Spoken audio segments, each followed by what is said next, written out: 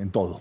¿Te parece que arrancamos con la agenda económica? Hoy vamos a tener a Claudio Sucho Vicky y al Doc de Pablo. Arranco saludando al Doc de Pablo. Buenas noches. ¿Cómo va, Doc? Sí, tendría que haber hecho un pequeño agregado. A ver. Después de todo tu contundente editorial va a decir, che, no se suiciden. Digamos, ¿eh? Sí, ¿cómo lo ves vos, Doc? Porque también a mí algo que me gusta tuyo es que todo lo ves con el prisma también de la historia, con esa idea de lo que pasó antes para ver lo que viene. Con la historia y con la vida misma, José. A caballo de todo lo que dijiste, está bien, es la fuerza que tenemos los argentinos, que no tenemos más remedio que levantarnos todos los días a ver cómo le encontramos la vuelta mientras sufrimos todas esas cosas que vos detallaste, porque el PBI no cae como el maná, digamos, del cielo. Entonces, el mozo, el pizzero, el tachero, el profesional, etcétera, etcétera, dice, y además de todo eso, tengo que ver cómo me las arreglo. Vamos a saludar, Doc, a Claudio Sucho Vicky. ¿Cómo va, Claudio? Qué placer saludarte y qué placer escuchar al profesor de Pablo. Te diría, vine a escuchar al profesor de Pablo, así que me quedo callado. No, vamos a hacer una triada, un quinteto acá con los compañeros de Mesa Chica. ¿Cómo la ves? Escribiste el fin de semana y me gusta que les cuentes a quienes nos están mirando una nota que fue de las más leídas también en materia económica, Claudio, que ¿por dónde viene? Bueno, convengamos que el espíritu de la nota en el fondo decía que al que la lea le iba a regalar un alfajor. Quizás es por eso, no por el contenido, sino por la intencionalidad que le ponía atrás. No, mi enojo en aquel momento o mi reflexión era, ya no me molesta que los precios sean tan baratos. Un bono argentino está al 38% de paridad, un metro cuadrado comparado con Montevideo, comparado con Asunción o con los lugares de la región, claramente más barato. Si miro una empresa argentina, lo que vale con cualquier lugar o con cualquier país vecino, muchísimo más barato, comparaba con los bancos de Colombia, por ejemplo, con los bancos de Perú, en lugares donde también tuvieron problemas con la pandemia y tienen problemas políticos. En Perú se llevaron puesto a 3 presidentes en 3 días, y a pesar de eso el sol peruano subió y los bonos peruanos subieron y consiguieron plata a 100 años al 4% anual. Mi problema y lo que reflejaba en la nota no era que los precios eran baratos, sino que a pesar de eso no hay comprador. Y eso entonces ya tengo que encontrar una explicación mucho más profunda, que ¿por qué no hay comprador a este precio si es un regalo con respecto a todos los de la región? Y quizás porque en otros lugares de la región está la esperanza de cambio, está la esperanza de que esto se pueda arreglar. Y en Argentina me daba miedo, aunque mis abuelos me enseñaron lo contrario, que lo último que se pierde es la esperanza, que no estamos perdiendo esa expectativa de cambio con respecto al futuro, porque repito, cuando veo el valor de un activo y quiero vender algo y no lo puedo vender porque nadie quiere comprar y además hay más gente queriendo salir que entrar, repito, ya no es un tema de precio, es un tema de expectativa futura. Y eso me parece mucho más profundo.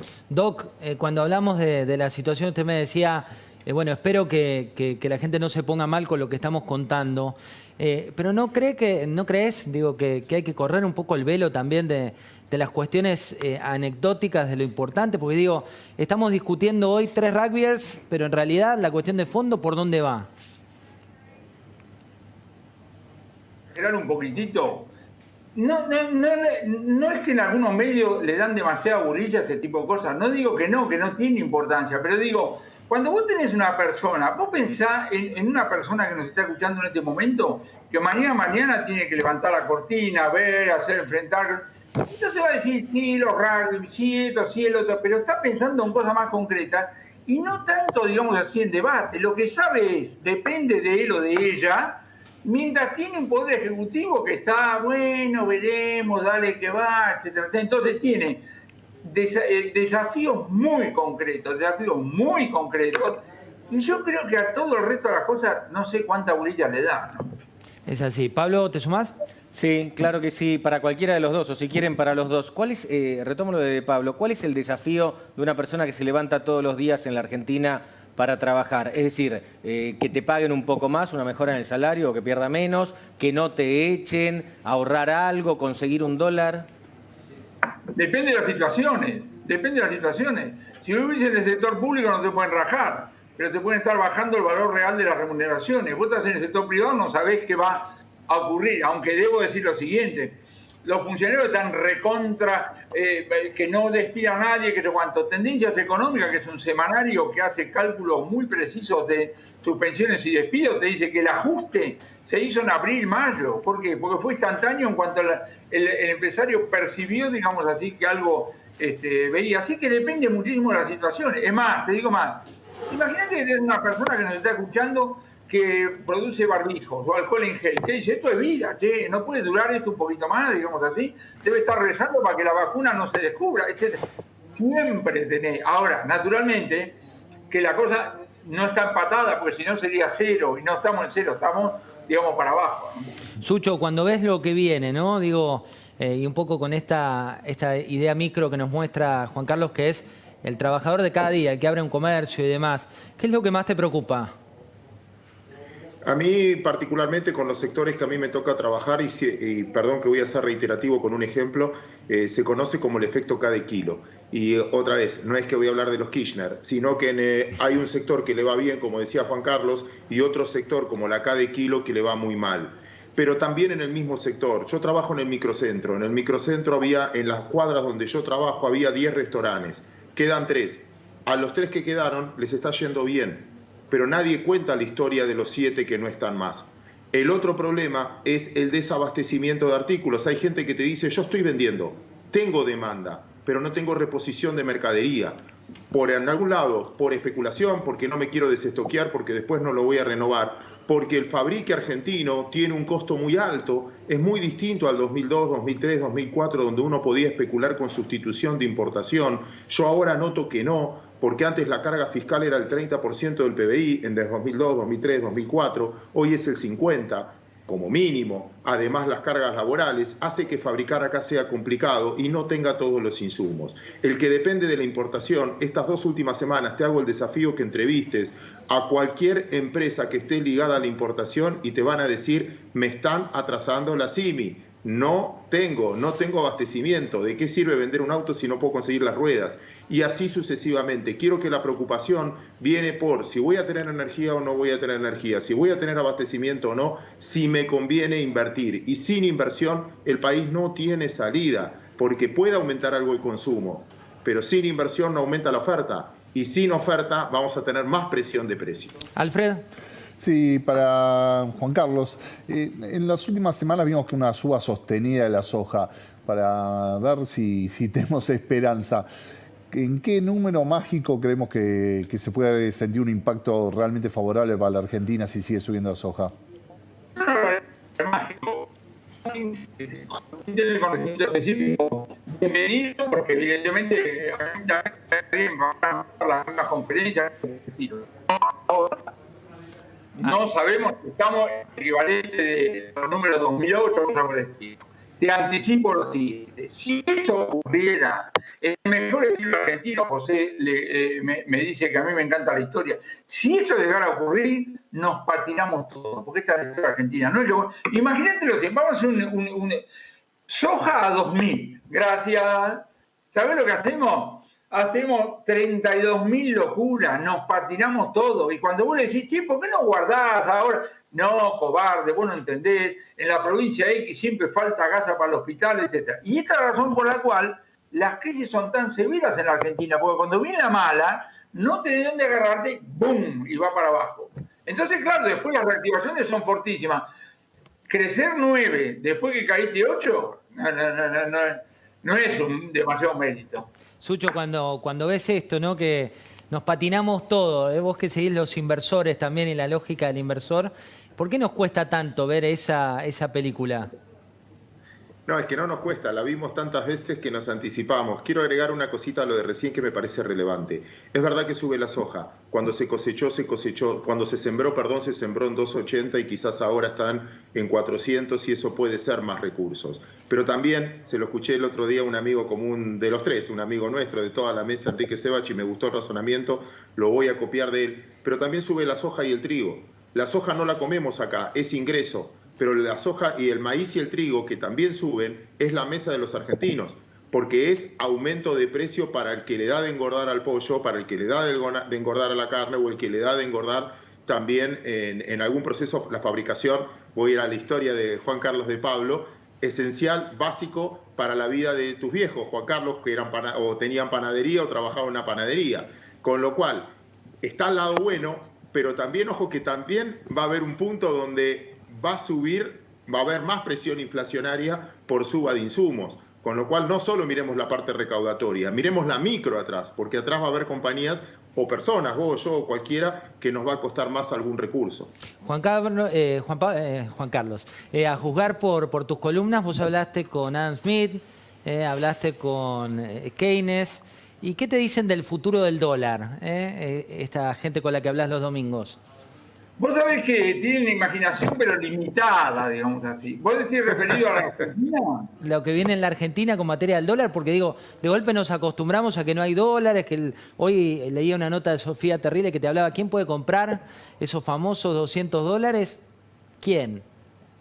Bueno, acá hay una cosa muy interesante. Vos acordate, este gobierno tiene una imagen administrativa del sector externo. Entonces, habla de aumentar las exportaciones, hace todo lo posible para que no aumenten. No tiene reservas, no se puede endeudar, va del lado de las importaciones. Claudia dijo una cosa importantísima. La tragedia que vos podés tener en la Argentina hoy es que vos tengas una empresa que está habilitada para operar, tiene demanda y no puede entregar un producto terminado porque le falta una arandela importada que no la puede traer de Turquía. Es un desastre, ¿entendés? Yo por eso dije, dentro de la lógica de este gobierno, yo no entiendo cómo durante X número de meses le siguieron vendiendo $200 a 5 millones de compatriotas, comprometiendo más de la mitad del superávit comercial. Superávit comercial que hace 2 meses que dejó de ser 1.400 y es 600. Ojo con eso, ¿eh? Totalmente. ¿Pablo? Sí, ¿qué posibilidad tiene el gobierno, qué posibilidad tiene Martín Guzmán, que supuestamente es el que más entiende del manejo económico, de normalizar la situación en los próximos meses? No sé qué quiere decir normalizar. ¿Qué que no tengamos más problemas con el frente externo, que mandemos una señal fiscal que nos crean en los mercados y que nos la creamos nosotros mismos, por ejemplo. Yo lo pondría en etapa. Primero, por favor, que lo haga. Si lo hace, si se junta el equipo económico y dice, vamos a hacer algo congruente, es decir, si no tenemos más remedio que emitir tanto, entonces la tasa de inflación va a ser tanto. Si la tasa de inflación va a ser tanto, dejémonos de joder con esto de congelar los precios, etcétera, etcétera. Si eso es así, entonces empezamos a hablar, se lo tienen que explicar bien al presidente, el presidente tiene que explicárnoslo a los argentinos, que somos los verdaderos exigentes, los bonistas y el Fondo Monetario no nos exigen nada. Nosotros somos, y ahí, digamos así, empezamos a, digamos así, por ahora lo que estás viendo son variables que son completamente distintas. La tasa de inflación implícita en la velocidad con la cual emitís, porque no tenés más remedio, las LELIQ, las LEVAC, todo eso sabe Claudia, es totalmente incompatible con precio congelado, con un tipo de cambio que querés hacer, con tarifa que no la vas a mover, vos decís, perdón, un alumno mío en la universidad dice, eso lo bocho. Claudio, hablando de la pelota de LELIX, de LEVAX, todo eso que suena para la gente como chino básico en parte, pero que forma parte de la realidad, ¿cuán sustentable es, cuán sostenible es y cómo le afecta al argentino medio esta cuestión que nos suena técnica?